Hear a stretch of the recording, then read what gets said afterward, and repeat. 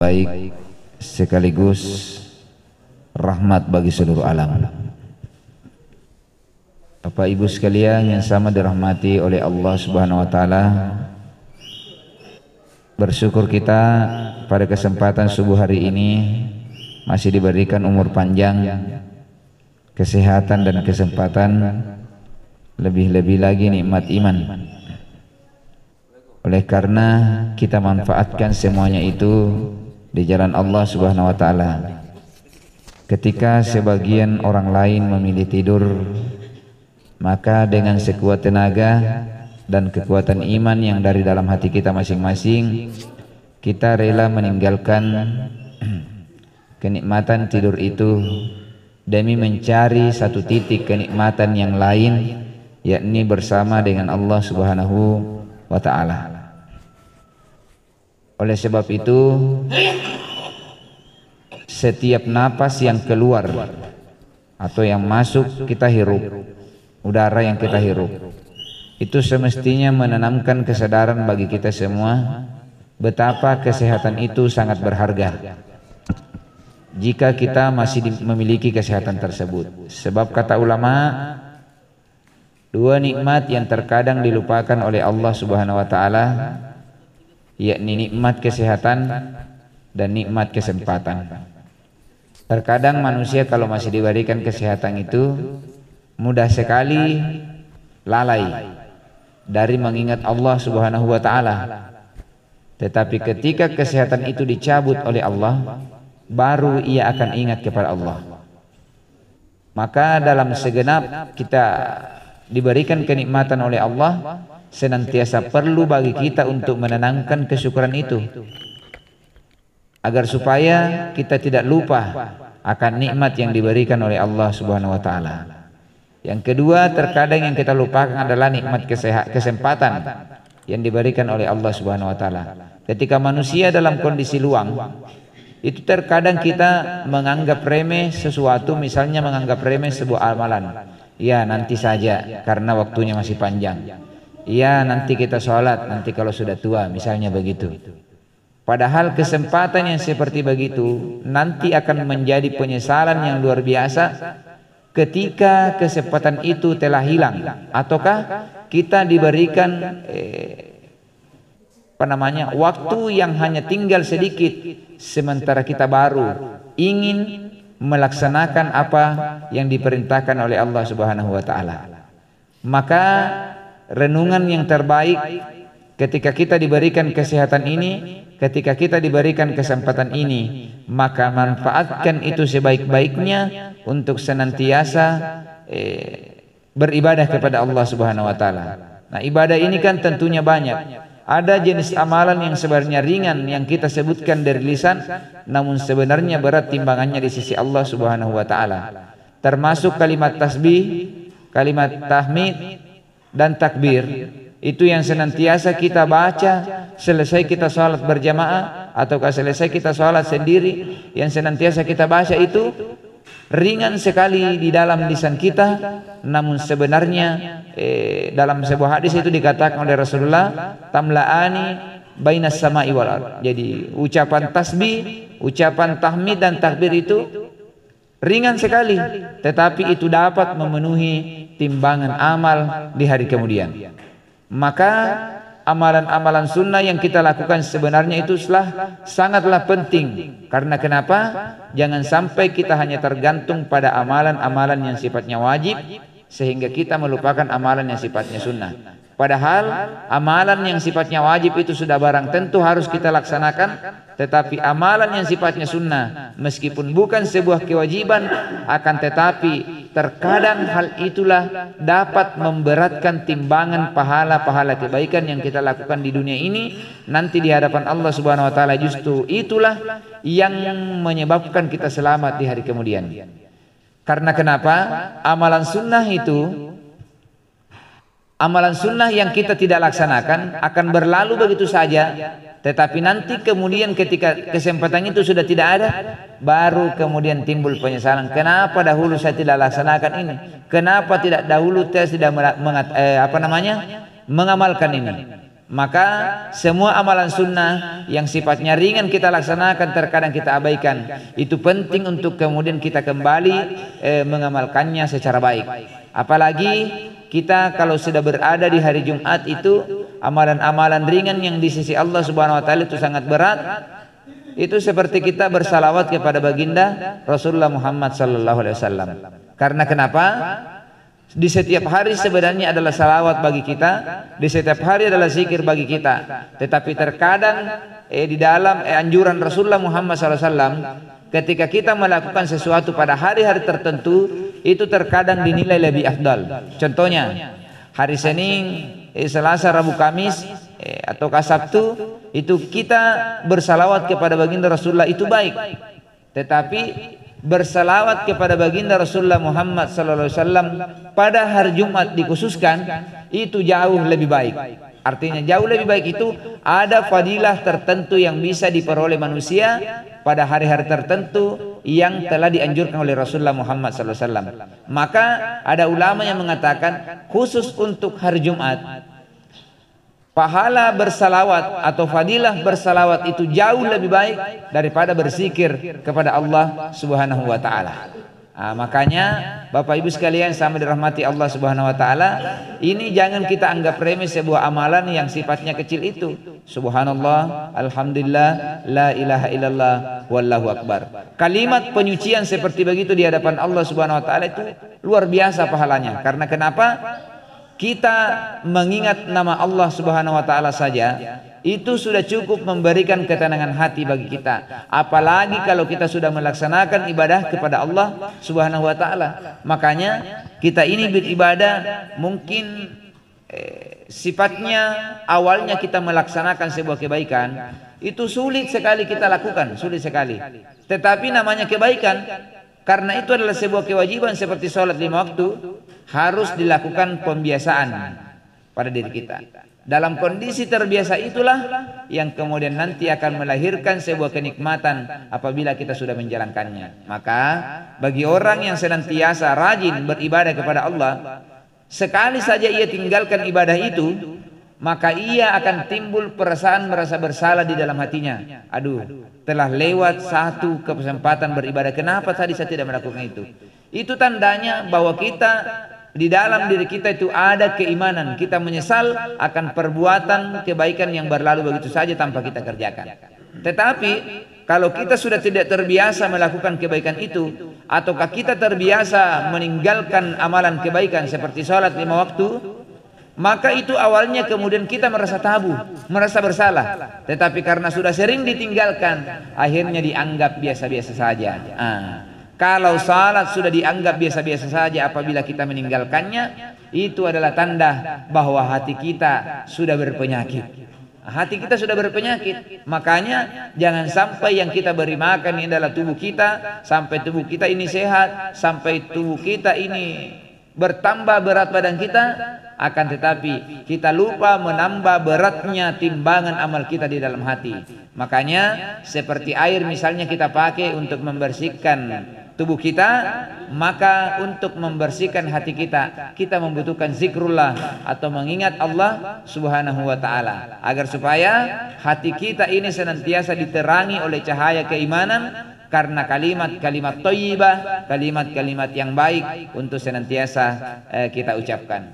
Makanya Bapak Ibu sekalian sama dirahmati Allah, kalau ibadah kepada Allah Subhanahu wa taala itu penting, maka hal yang lebih penting lagi adalah bagaimana kita berkhidmat kepada manusia yang membutuhkan, bagaimana kita menolong orang-orang yang ada di sekitar kita, bagi mereka yang sedang berada di dalam kesulitan. Makanya kita memberikan misalnya sedekah ini kepada orang yang tidak membutuhkan, itu diberikan pahala oleh Allah Subhanahu wa taala. Tetapi kalau ada orang yang lebih membutuhkan bantuan itu lalu kemudian kita serahkan, maka itu tentunya dapat berlipat ganda pahalanya di sisi Allah Subhanahu wa taala. Makanya itu sangat baik bagi kita kalau ada saudara-saudara kita yang membutuhkan bantuan, misalnya mereka yang sedang terkena penyakit, kita memberikan bantuan apa saja terhadap mereka, dapat meringankan beban mereka, itu luar biasa pahalanya di sisi Allah Subhanahu wa taala. Bahkan pahala sedekah ini itu antara hamba dengan Allah ketika ia memberikannya, tidak ada hijab di antaranya. Maka terkadang kalau kita punya hajat, agar supaya hajat itu cepat kita dikabulkan oleh Allah, salah satu caranya adalah bagaimana kita menyambung tali silaturahim kepada sesama manusia yang ada di sekitar kita, agar supaya dengan kita menyambung tali silaturahim ini senantiasa timbul rasa kemanusiaan di dalam diri kita untuk senantiasa membantu sesama manusia itu sendiri. Saya kira itu sebagai pengantar saja. Tapi Ustaz. Bismillahirrahmanirrahim. Assalamualaikum warahmatullahi wabarakatuh. Alhamdulillah wa syukrulillah ala ni'matillah, la hawla wa la quwwata illa billah. Allahumma inna nas'aluka ilman nafi'a wa rizqan thayyiba wa amalan mutaqabbala. Alhamdulillahilladzi ahyana ba'dama amatana wa ilaihin nusyur. Alhamdulillah, jamaah subuh, jamaah ngopi ngaji yang dirahmati dan dimuliakan oleh Allah Subhanahu wa taala. Semoga kita semua yang hadir pada subuh hari ini dan duduk dalam majelis ini, Allah Subhanahu wa taala terima kebaikan kita semua. Dan Allah Subhanahu wa taala mengistiqomahkan kita dalam kebaikan itu sampai pada akhirnya kita mati pun dalam keadaan baik, baik di sisi Allah dan baik di sisi manusia. Dan jemaah subhanakumullah, melanjutkan ya pembahasan tadi, masya Allah luar biasa, sangat menarik, yaitu pentingnya amalan-amalan kebaikan, terutama zikrullah bagi setiap diri orang-orang yang beriman.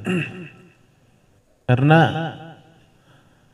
kata Nabi, orang-orang beriman itu ketika melakukan satu kesalahan atau satu dosa, maka muncul satu titik hitam di hatinya.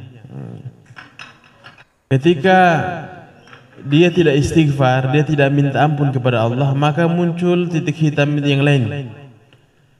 Semakin banyak kesalahan yang dilakukan, semakin banyak dosa yang dilakukannya, maka titik hitam itu akan memenuhi hatinya. Maka gelaplah, tertutuplah cahaya hatinya. Kalau sudah tertutup itu gelap hatinya, maka sulit sekali menerima nasihat-nasihat kebaikan.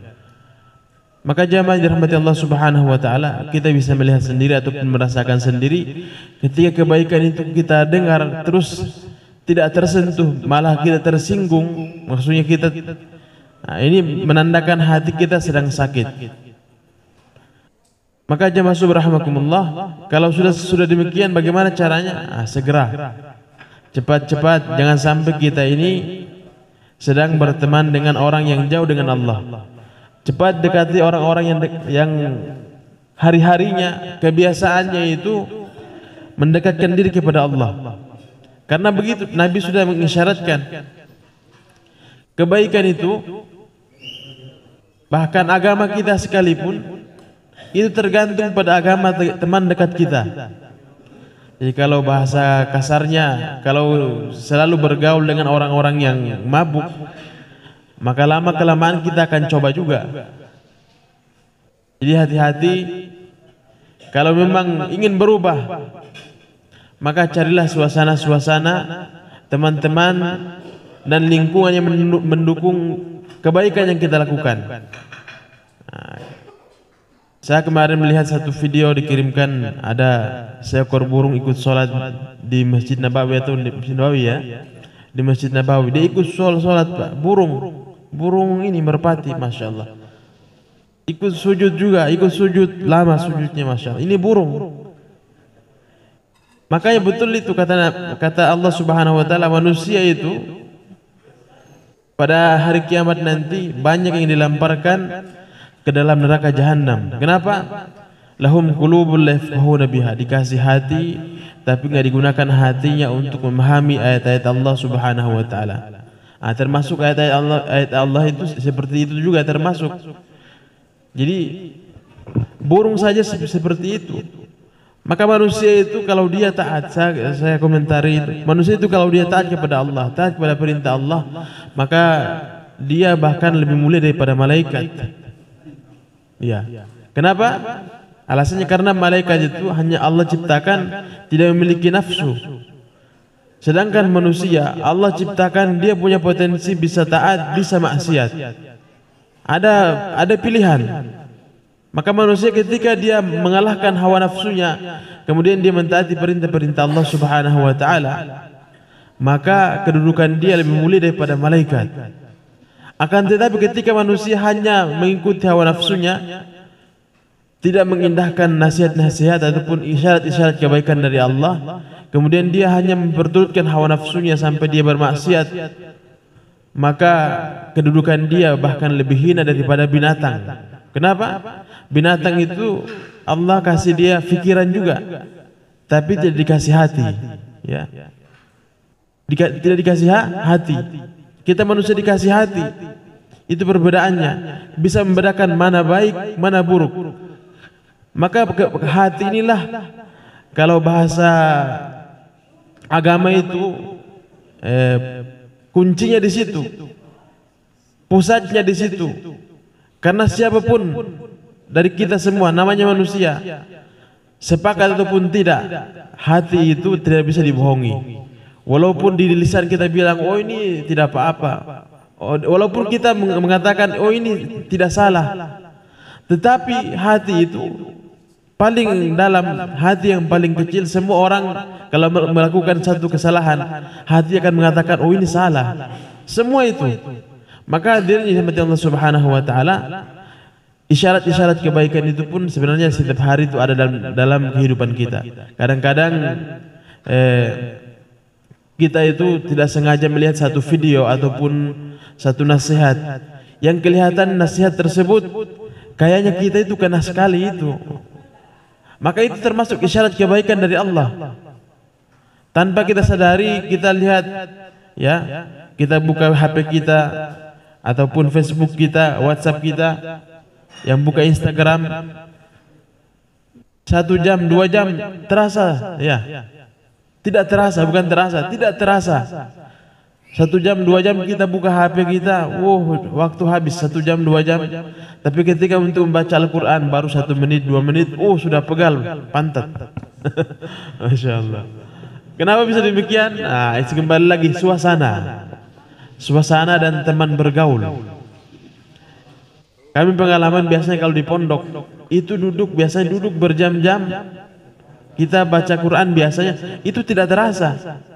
Karena kenapa? Ada suasana, ada teman-teman. Tapi ketika coba sendirian, Pak, harus sendirian, sangat sulit.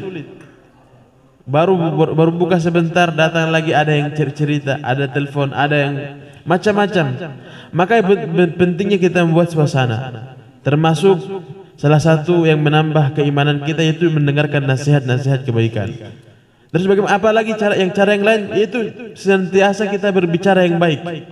Nah, ini penting. Allah kasih tips juga. Allah kasih metode bagaimana supaya amalan kebaikan kita ini bertambah dan bisa kebaikan yang kita lakukan itu melahirkan kebaikan yang lain. Bagaimana caranya? Allah katakan dalam Quran, Allah firmankan, ya ayyuhalladzina amanu taqullaha wa qulu qawlan sadida. Wahai orang-orang yang beriman, bertakwalah kepada Allah dan ucapkanlah perkataan yang benar.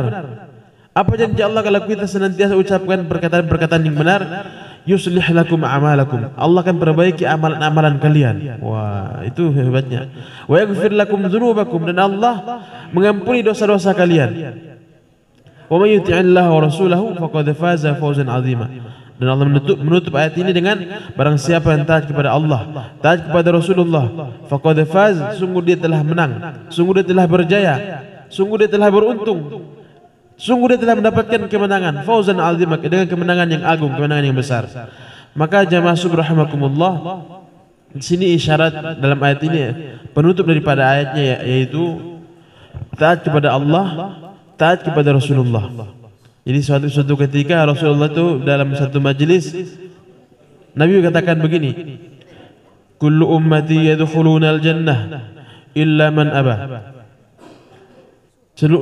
Seluruh umatku, kata Nabi, akan masuk surga kecuali yang tidak mau. Maka ada sahabat heran, kok bisa ada yang tidak mau? Ada, kata Nabi, ada. Masya Allah. Maka Nabi menjelaskan siapa itu yang tidak mau, kata Rasulullah SAW. Man ata'ani dakhalal jannah wa man asani faqad aba. Yang mau taat kepadaku dialah orang yang mau masuk surga, yang tidak mau taat itulah orang yang tidak mau masuk surga. Ini Masya Allah, ini simple, kedengarannya sangat ringkas jawaban Nabi SAW. Jadi kuncinya ketaatan sebenarnya, ketaatan. Dalam hidup ini kita manusia dinilai mulia atau hina dari ketaatan kita.